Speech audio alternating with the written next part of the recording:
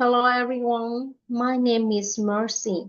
Today I would like to share with you the topic in the BBC Learning English.com.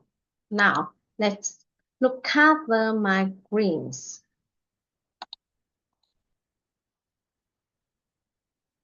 Are you seeing my green?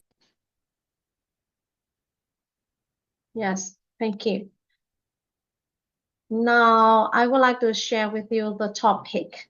Can cows prevent wildfires? From 6-Minute English, BBC Learning English.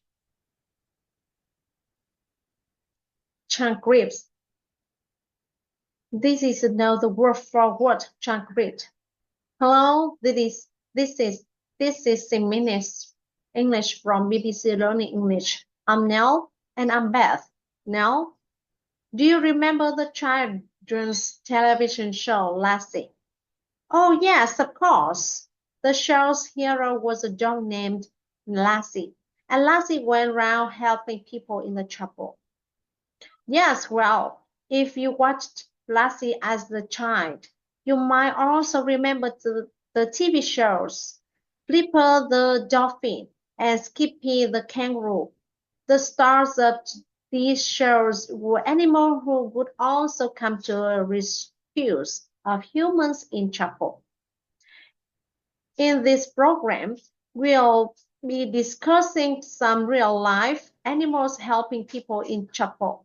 It might sound strange, but we'll be hearing how cows are helping to stop fires in Spain.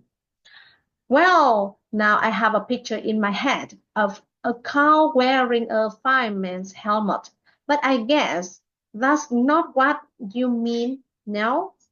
Not quite, Beth, but you're right about the fires, or wildfires to be exact. Wildfires are unplanned fires in areas like forests in grasslands, which spread out of control. They often happen in a hot, dry countries like Spain. So how could cows help? We'll be finding out and learning some useful new vocabulary as well. And remember, if you like to read along as listen to the program, you'll find the scripts on our website bbclearningenglish.com. But now I have a question for you, Beth. Some wildfires are caused naturally, but most are the results of human activity. So according to the Natural History Museum of Utah, what proportion of wildfires is caused by people is it? 2 out of every 5. A, 2 out of every 5. B, 3 out of every 5. C, 4 out of every 5. I'm going to guess 3 out of every 5, I think. Let's find out at the end of the program. Thanks to increasing temperature caused by climate change, the wildfires happening today are more intensive and more destructive than ever before. Here, Grace Langren, reporter for BBC World Service program People Facing the World, discusses the problem with Paulo Chabra and requiring Spain an organization combating wildfires in central Spain. One of the reasons for this forests have been left to unchecked, as there simply aren't enough animals to feed on all the trees, bushes, and grass. And the more dense this vegetation is, the more likely it is to catch fire. What we had before in our ecosystems here in Europe is that we had big grazers. We had bison, we had taurus, we had wild horses. And now they are gone from the its ecosystem because of extinction, domestication. Many Europe forests have grown unchecked. If something is left unchecked, nobody controls this or prevent it from increasing. The problem is that when trees, grass, and vegetation are left to grow, they are more likely to catch fire. Hundreds of years ago, many animals known as grazers would simply have eaten this vegetation up. To graze means to eat grass and other wild plants, and grazers are the animals, including horses, cows, and goats, which do this. In English, you can also say person is grazing if they continually eat snacks or little bites of food.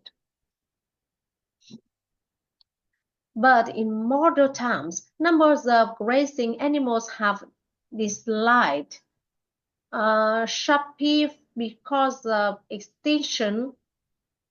When a species of animal, the dinosaurs, for example, no longer exist, and domestication, when wild animals are controlled by humans to work or for food, and as the numbers of grazing wild animals decreased, forests and grasslands continue to grow unchecked, leading to the large wildfires which now regularity happen in Spain.